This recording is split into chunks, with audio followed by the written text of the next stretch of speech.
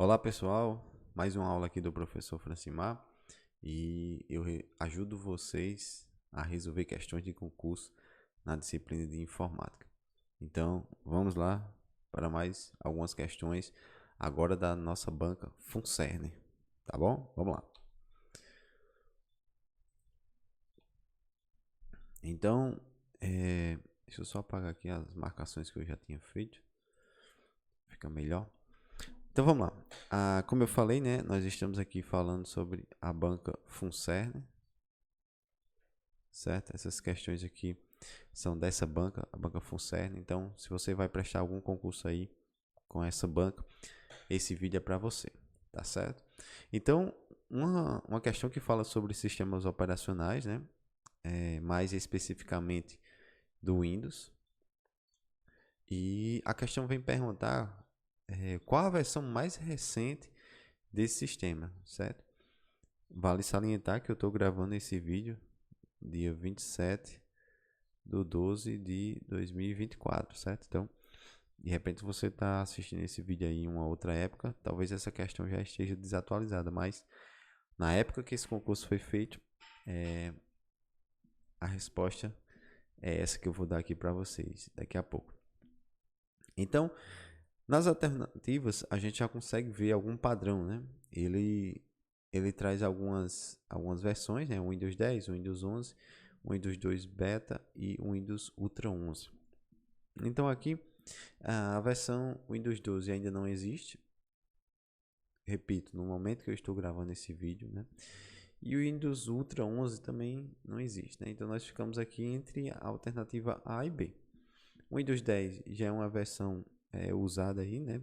Há algum tempo. E a Windows 11 também, mas como ele quer a mais recente, então nós ficamos aqui com a nossa letra B, o Windows 11, certo? Então a nossa letra B seria a nossa alternativa correta, tá bom? Então vamos para a segunda questão. Nós temos aqui uma questão sobre Microsoft PowerPoint, né? Que é a apresentação de slides. Esse aqui que eu estou usando para ministrar essa aula para vocês. Então, para iniciar a apresentação, a partir do primeiro slide, o atalho do teclado que deve ser pressionado é... Então, a banca Funcerne, como outras bancas também, né, gosta muito de questão de atalhos, né? Questões sobre como a gente pode fazer alguma, alguma funcionalidade, alguma atividade através dos atalhos, né? Nos mais diversos softwares que a gente dispõe aí, né? Esse aqui especificamente, ele está cobrando sobre o PowerPoint, mas pode ser questão sobre o Word, pode ser questão sobre o Excel, enfim, uma diversidade de questões aí nesse estilo de atalho, né? Então aqui, como eu sempre falo para vocês, aqui não tem muito o que mencionar, né? Não tem muito o que dizer. É uma questão como essa, ou o candidato sabe ou ele não sabe, né? Não tem como a gente criar muitas expectativas, digamos assim. E a banca ainda foi maldosa aqui, porque você pode ver que em todas as alternativas existe a presença do F5, né? Então isso confunde o candidato, né? Às vezes, como aqui na questão anterior, né? Ela deu uma diversificada, né? Windows 10, Windows 11, Windows 12 Beta. Mas aqui não, ela padronizou mais. Então, na minha concepção, essa é uma questão um pouco mais delicada, porque a banca tentou confundir aqui o candidato. Mas, para iniciar o slide, a partir do primeiro slide, nós temos aqui o nosso F5, tá certo? O Ctrl F5, ele vai iniciar assim a apresentação a partir do slide atual. Então, às vezes a gente precisa voltar numa apresentação, né, para ajeitar alguma coisa, ou analisar algum item ou algo nesse sentido. E aí nós não queremos mais iniciar a apresentação do primeiro slide, e sim daquele slide que a gente parou, né? Então a gente faz o Ctrl F5. O Alt F5, ele inicia a apresentação do slide atual em uma janela de exibição de apresentador, se isso for suportado. Então, essa aqui é aquela parte que a gente usa duas telas, né? geralmente um projetor e um notebook, um computador, o que seja. E aí você fica com uma tela do apresentador, onde essa tela vai mostrar, assim, no lado esquerdo, uma miniatura do próximo slide. Vai mostrar também o tempo que você já gastou. Enfim, algumas informações ali que, para quem está apresentando, são informações úteis. Mas como a questão pede a partir do primeiro slide, então nós estamos aqui com a nossa letra A, F5 mesmo, tá bom? Isso vale salientar nessa versão aqui, né? Microsoft PowerPoint Plus. Dependendo da versão, esse atalho aí possa ser diferente, certo? Vale salientar isso. Fiquem atentos.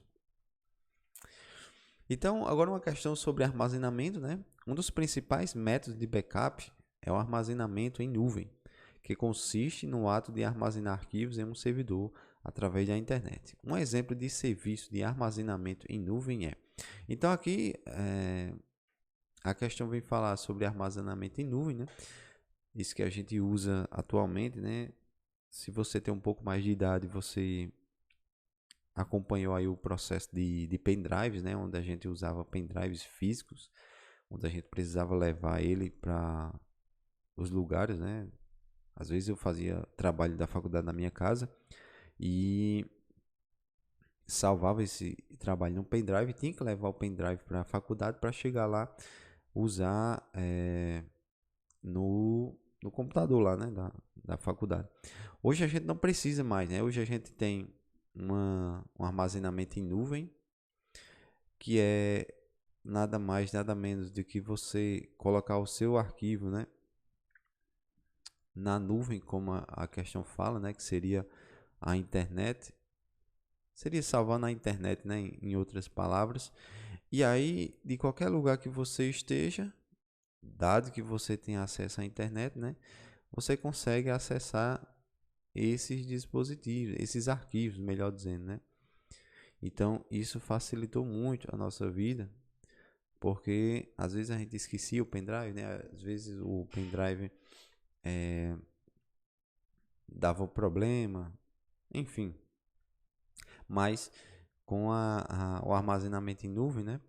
A gente consegue acessar aqui dos nossos dispositivos, né? Seja notebook, seja um tablet, seja um celular, nós conseguimos acessar esses arquivos na nuvem através da internet, né? Então, a questão está perguntando justamente isso, um exemplo de serviço de armazenamento em nuvem. Aí nós vamos lá, né? O Google Meet é um serviço de armazenamento em nuvem? Não, né? O Google Meet é um software para fazer reuniões, onde a gente consegue colocar alguns espectadores, enfim. O Hangouts também não, né? Aquele bate-papo lá do Gmail. Pinterest também não, né? Um site aí onde as pessoas colocam ideias de tudo mais, né? Então nós ficamos ali com a nossa letra A, OneDrive, né?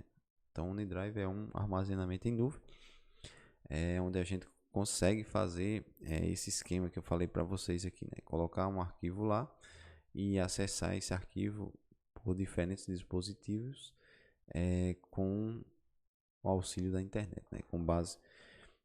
Desde que esses dispositivos estejam conectados na internet. Então, nossa resposta certa seria a letra A, OneDrive.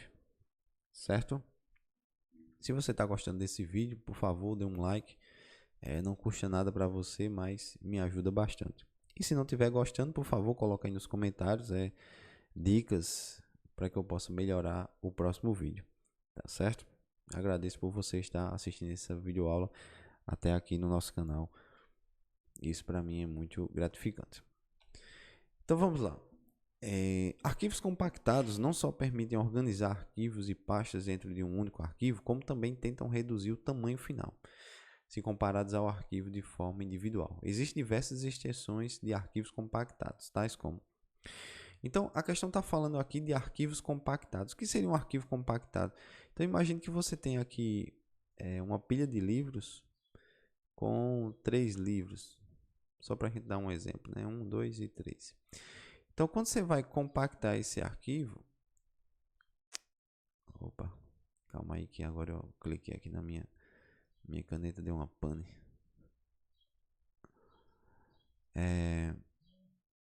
Deixa eu só apagar aqui, gente. Às vezes eu clico nesse botão aqui. Então vamos lá, voltando. Às vezes eu aperto no botão aqui da minha caneta e ele acontece isso, mas vamos lá voltar. Então imagine que você tem aqui alguns livros empilhados e esses livros sejam o seu arquivo, certo? Então nós temos aqui 1, 2, 3, 4 livros. Quando você vai compactar isso, né, ele passa por um processo de diminuição de tamanho, né? Então, a título de exemplo, né? Isso não quer dizer que a proporção seja essa de 4 para 3, mas a título de exemplo, vamos considerar que o seu arquivo compactado seja esse aqui e esse aqui seu arquivo original, tá certo? Arquivo original. Então, nós passamos por essa mudança, né, de compactação. O arquivo ele reduz, né, o tamanho final do arquivo original, mas isso não necessariamente vai obrigar você a perder informações, né? Suas informações, quando você descompactar, elas vão estar lá garantidas, né? Mas nesse processo de compactação existe essa diminuição do tamanho final, né, do arquivo. Então, para fazer isso, existem alguns modelos, né? Existem algumas ferramentas que nos ajudam a fazer isso e essas ferramentas elas têm algumas extensões, né? Que é justamente isso que a questão está cobrando. Então, numa questão como essa, geralmente nessa e nas demais, eu particularmente começo eliminando as impossibilidades, certo? Eu começo eliminando as impossibilidades. Então, aqui na letra A, ele fala sobre docx. Docx, eu sei que é um arquivo do Word, extensão do Word. Então, docx não é, desculpa, não é uma extensão. Então, minha letra A, ela está fora de cogitação. A minha letra B, ela traz aqui um arquivo, uma extensão MP3 e uma XLSX. Então, MP3 eu sei que é uma extensão de música, um arquivo de música, né? Arquivo de áudio. Então, também sei que a letra B não pode ser. A minha letra D traz uma extensão HTML. Uma extensão HTML é uma página da web, certo? Uma página da web, então também não pode ser. Então, nós só ficamos aqui com a nossa letra C, que é justamente RA, GZ e 7Z, certo? Isso sim são extensões de arquivos onde nós podemos compactá-los, certo? Eles podem ficar nessas extensões aí. As outras alternativas, como a gente analisou, elas têm problemas, né? A letra A, B e a letra D, elas têm problemas onde a nossa alternativa correta realmente é a nossa letra C, certo? Vamos lá para mais uma questão. Então, dentre as opções a seguir, a sequência de ações que o usuário deverá desenvolver para aplicar o recurso de negrito em todo um parágrafo de um texto digitado no Microsoft Word 2013, na versão português para sistemas operacionais Windows App. Então, ele está perguntando aqui, né? A questão traz uma alternativa sobre... deixa eu sair aqui da câmera para que vocês vejam a questão completa, tá? Daqui a pouco eu volto. A questão está perguntando quais são os passos para a gente colocar negrito em todo um parágrafo de texto digitado. Então ele vai dar algumas alternativas e nós vamos analisar elas, né? Então, letra A, posicionar o cursor em qualquer parte do parágrafo desejado e pressionar o botão negrito. Então, o que ele está dizendo é o seguinte: digamos que eu queira, digamos que eu posicione o cursor aqui nessa parte do parágrafo. Imagine que essa alternativa letra A é um parágrafo. Ele está dizendo, eu posiciono o cursor em qualquer parte do parágrafo aqui, por exemplo, e aperto negrito. Isso vai dar certo? Não, isso não vai dar certo, né? Porque para você colocar um negrito, você precisa ter algo selecionado, né? A gente parte desse pressuposto. Vamos lá para a letra B. Selecionar todo o parágrafo desejado, aplicando 3 cliques sucessivos em qualquer parte dele e pressionar o botão negrito. Essa questão aqui está um pouco mais bonita, digamos assim, né? Então, vamos guardar ela por enquanto, né? Vamos botar um pontinho aqui, vou guardar ela. Posicionar o cursor no início do parágrafo desejado e pressionar o botão negrito. Então, o que ele está dizendo é o seguinte, eu coloco o meu cursor aqui. O cursor é aquela barrinha, né, que fica piscando enquanto você está digitando, né, no Word aí, ou em qualquer software de texto, né? Mas como ele está falando do Word, né? Então ele está dizendo que se eu posicionar ali no início e apertar negrito, isso seria o suficiente para deixar todo o meu parágrafo negrito. E não, né? Isso não é suficiente. A gente precisa selecionar alguma coisa, né? E a alternativa letra D, selecionar qualquer palavra do parágrafo desejado, aplicando 2 cliques sucessivos em qualquer parte dela e pressionar o botão negrito. Então, digamos, ele está dizendo, ó, posicione aqui, dê 2 cliques aqui nessa palavra qualquer, para não ficar redundante, né? Você der 2 cliques nela e apertar negrito, isso vai dar certo. Isso vai dar certo? Então, perceba, a banca Funcern, ela tem esse jeitão, né? Ela dá, em algumas questões, né? Na maioria das questões, eu diria, ela dá um padrão. Perceba que a letra B é praticamente idêntica à letra D. B de bola e D de dado são praticamente idênticos, né? Uma, ela está falando, dá 3 cliques sucessivos em qualquer parte do parágrafo. E na letra D, ele está dizendo que para dar 2 cliques sucessivos. Então, o que acontece? 2 cliques sucessivos é o suficiente para selecionar a palavra que você está dando esses 2 cliques, né? Nesse caso aqui, se eu der 2 cliques em qualquer, eu vou selecionar a palavra qualquer. E se eu apertar o botão negrito, eu vou deixar negrito só essa palavra qualquer. Mas ele quer todo o parágrafo, né? Ele quer que seja todo o parágrafo. Então, nós ficamos realmente ali com a nossa letra B de bola, né? Selecionar o parágrafo aplicando 3 cliques sucessivos em qualquer parte dele e pressionar o botão negrito. Então, fazendo isso, nós teremos sim, nós estaríamos sim aplicando negrito em toda parte do parágrafo. Tudo bem? Então, algumas notas aqui, né? O Microsoft Word 2013 na versão em português para sistemas operacionais operacional Windows no Microsoft Word 2013 você pode usar os seguintes atalhos de teclado para formatar um texto. Então, negrito seria o Ctrl B, itálico Ctrl I e o sublinhado Ctrl U. São apenas atalhos aqui para a gente complementar aqui essa questão anterior, né? Então, para a gente deixar algo em negrito, nós usamos aqui o Ctrl B. Isso, como eu falei, né? Sempre estejam atentos na versão que ele está trazendo, que a questão está trazendo. No caso aqui é a Microsoft Word. Se fosse outra versão, né? Isso aqui poderia mudar. Como, por exemplo, se fosse o Write, né? Se fosse a versão Write, que é a versão, digamos assim, livre, uma versão parecida com o Word, não seria Ctrl B, já seria outro atalho, né? Mas, voltando aqui, né, a versão Microsoft Word 2013. Então, itálico seria Ctrl I, sublinhado seria Ctrl U, certo? Só para complementar a questão anterior. Porque aqui ele poderia, ele está dizendo aqui pressionar o botão negrito, né? Mas se ele pedisse um atalho, seria justamente o Ctrl B. Então, se ele desse 3 cliques em qualquer lugar e apertasse Ctrl B simultaneamente, também faria o mesmo efeito de colocar em negrito em todo o parágrafo. Tudo bem, gente? Então vamos lá. Aqui uma questão sobre redes de computadores, né? Uma questão um pouco mais complicada, ao meu ver. Mas nós estamos aqui para desmistificar as questões dessa banca Funcern, tudo bem?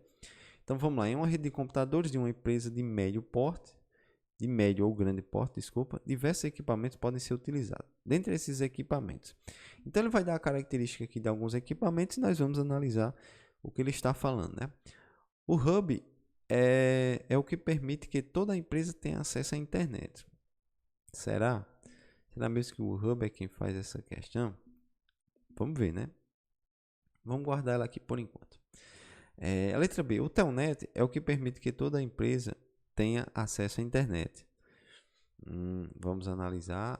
O switch é o que permite a interconexão entre diversos setores da empresa.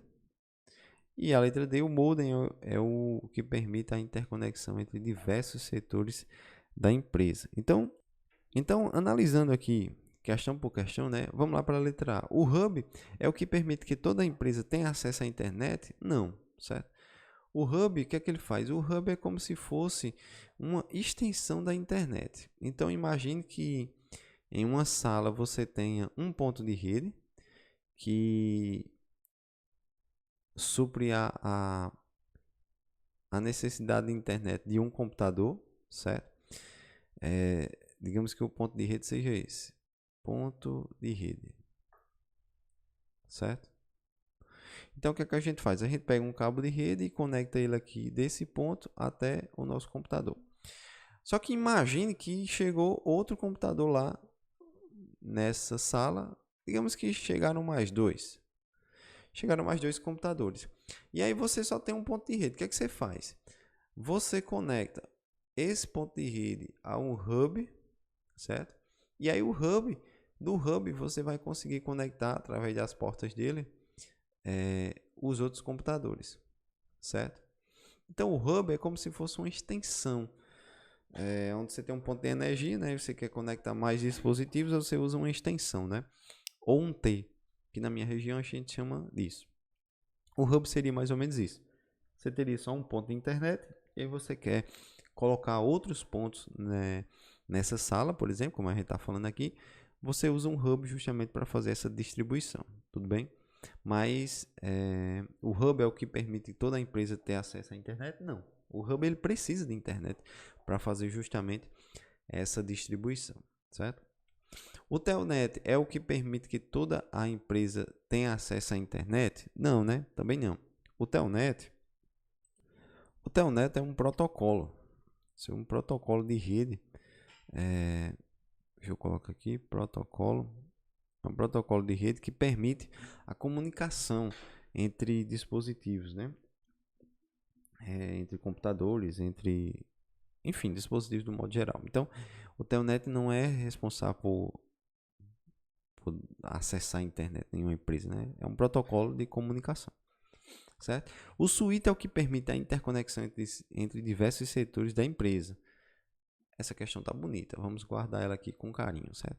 O modem é o que permite a interconexão entre diversos setores da empresa? Não. O modem é aquele dispositivo que permite que um dispositivo específico tenha acesso à internet, né? Através das suas características aí, né?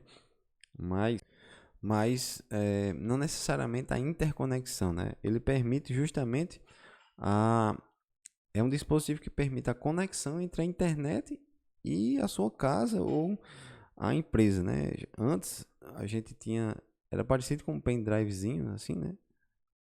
Eu sou péssimo de desenho. Aí a gente conectava ele no computador e aí você tinha internet, né?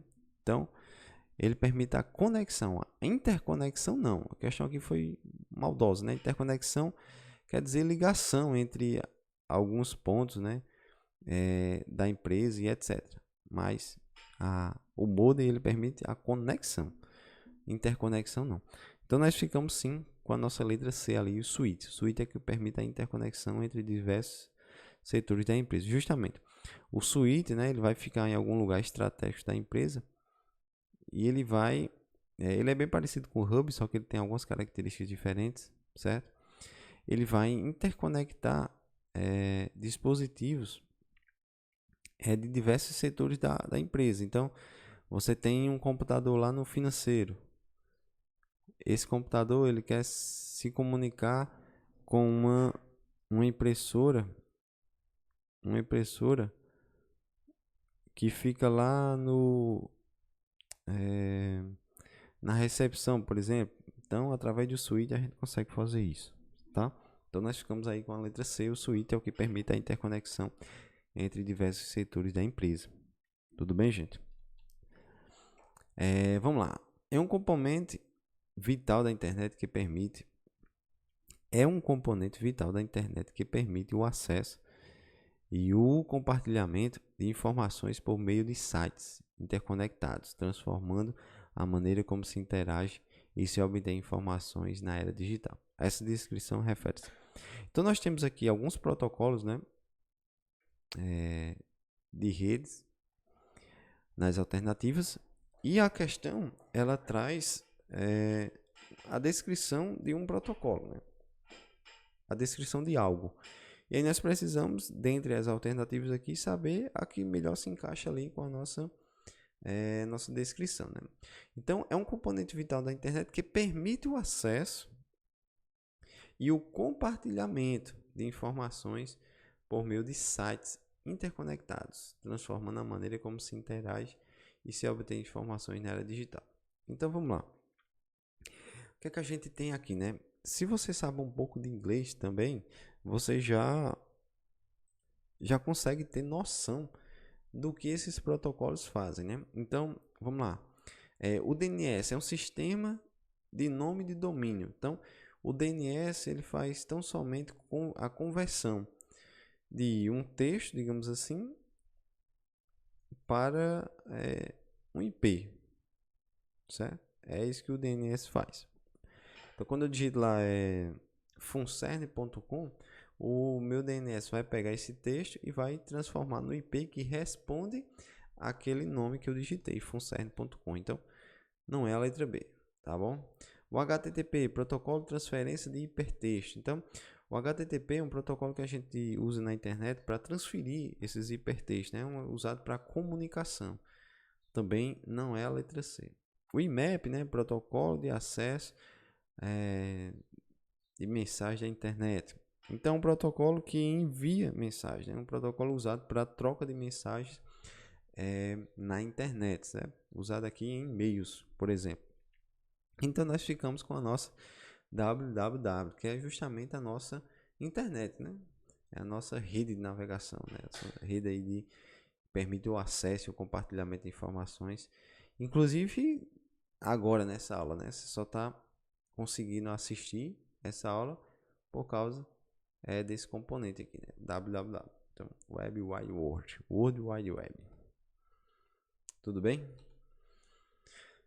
Então, agora uma questão sobre segurança, né? Uma questão que traz alguns dispositivos de segurança. Vamos ver o que ela está nos dizendo.